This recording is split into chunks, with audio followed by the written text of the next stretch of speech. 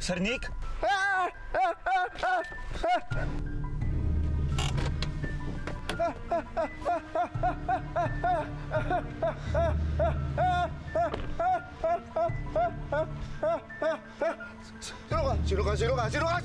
Sino ka? Bakit nasa kasama ko? Bakit? Nasaktan mo pa kayo? Sakit. Gutom.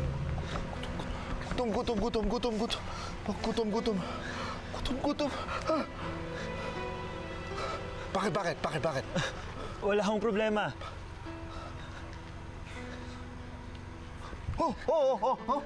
Sir, pakakainin ko ho kayo. Sumama ko kayo sa akin. Saan? Kakain ho tayo, sir. Saan? Ito? Sir, dito ho. Ha?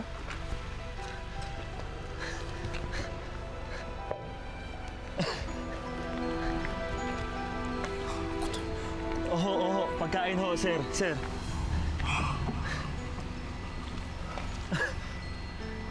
Pasok lang ho kayo sa loob. Kakain ho tayo. Sige na ho.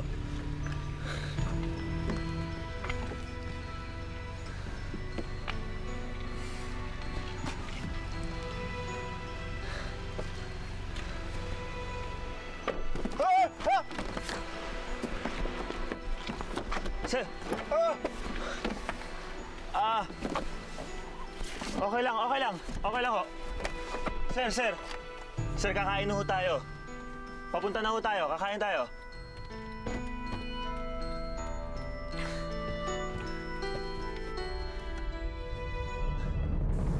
Ito, yan. Kunin mo. Tapos... Good morning, Precious! Yes? Ano namang bad news ang ihahatid mo? Psychic ka na pala ngayon? Ang galing mo naman. Paano mo nalaman? Well, I just wanna let you know that effective today, hindi ka na yaya ni Trudis.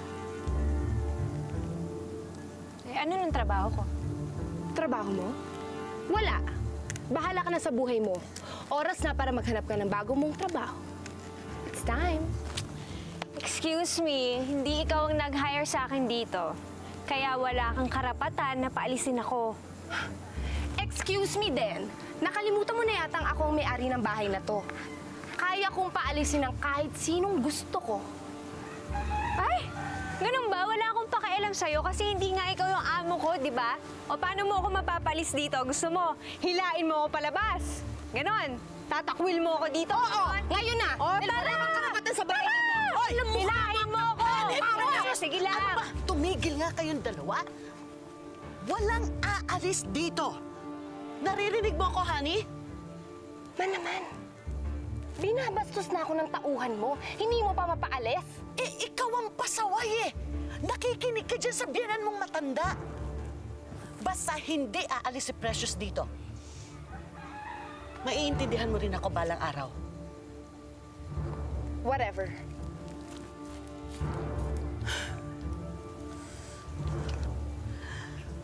Precious, pasensya ka na.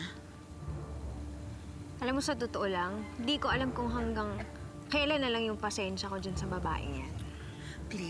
Please, habaan mo pa. Please. Magpalamig ka ng ulo, ha?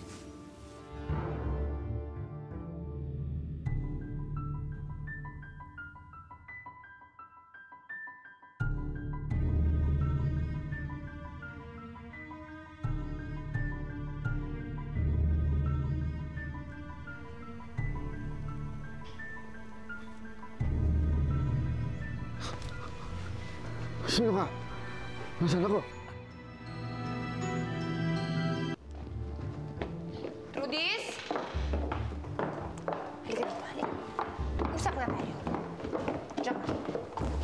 Narinig mo ba yung pinag-uusapan nila kanina sa labas? Ano mga pinag-uusapan nila? Wala akong narinig. Walang kwenta ka pala ka? Tita Honey, bakit po kayo nagagalit kay Ate Precious? Wala lang. Naiinis lang ako sa kanya.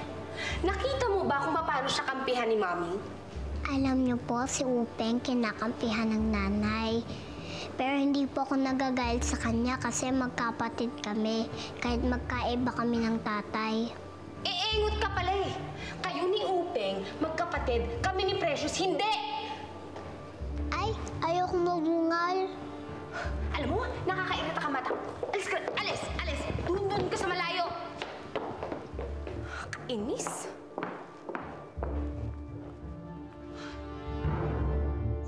Oh, basta Ate Lev, ha? Yung mga extra dyan, pakibigay na lang kay Trudis. Tapos pakisabi, susubukan kong dumaan mamaya. Sige.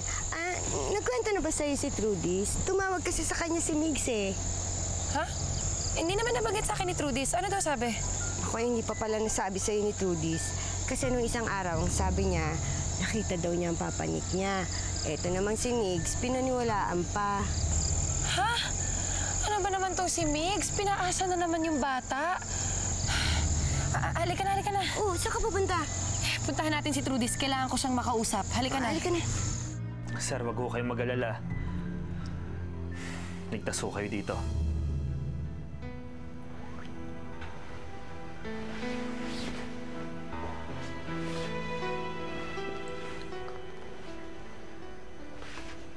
Ikaw pala. Alam mo, gusto kita.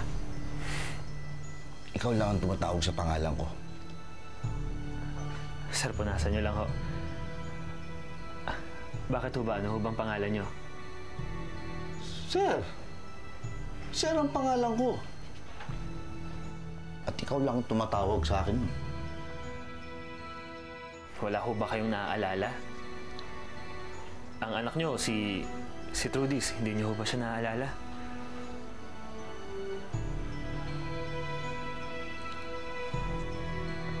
Huwag ho kayong mag-alala, sir. Aalamin ho natin kung sino man ang may gawa sa inyo niyan.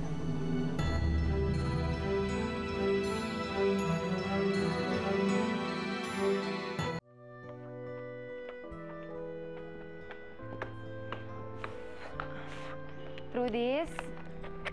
Tita Ched, Bakit hindi mo sinabi sa akin na kinausap ka ni Kuya Migs mo? sorry po. Tapos sinabi mo pa sa kanya na nakita mo ang papa mo?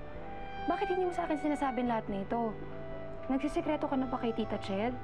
Ayoko po kasi magdaldal eh. Kasi po ang batang madaldal, nabubungal. Trudis, ano ka ba naman? Hindi totoo yun. Sino nagsabi sa'yo niyan? Si Kuya Migs mo, no? Hindi po. Tapos pati yung mga sikreto mo na sinabi niya itago mo sa akin, siguro siya nagsabi sa'yo nun, no? Trudis, ang ayaw ko lang naman talaga eh, umasa ka sa wala. Pero Tita Ched, Trudis, hindi na babalik ang papanik mo. Huwag mo nang isipin yun. Para sa'yo rin naman to eh. Tsaka gusto ko lahat ng sikreto mo, lahat ng nalalaman mo, sasabihin mo sa akin. Lalo na kung tungkol yan kay Kuya Migs mo. Naintindihan mo ba? opo.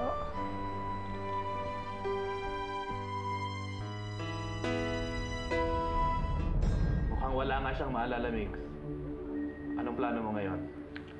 Itatago ko na ho muna siya. Delikado kapag nakita siya ng mga gustong pumatay sa kanya. Tama yun. Lalo't hindi mo pa alam kung sino ang may balak pumatay sa kanya. Dok, kamusta ho ba si Sir? May sugat siya sa kanyang ulo. Kaya kailangan ko pa siyang ma-check up para malaman ko kung ito ang nagkakos ng kanyang memory loss. Ang ibig sabihin ho ba nito, babalik ho kagad yung alaala niya? Hindi natin masasabi. Sa ganitong kaso, maaaring bumalik or maaaring maging permanente na ang kanyang kondisyon. Let's hope for the best.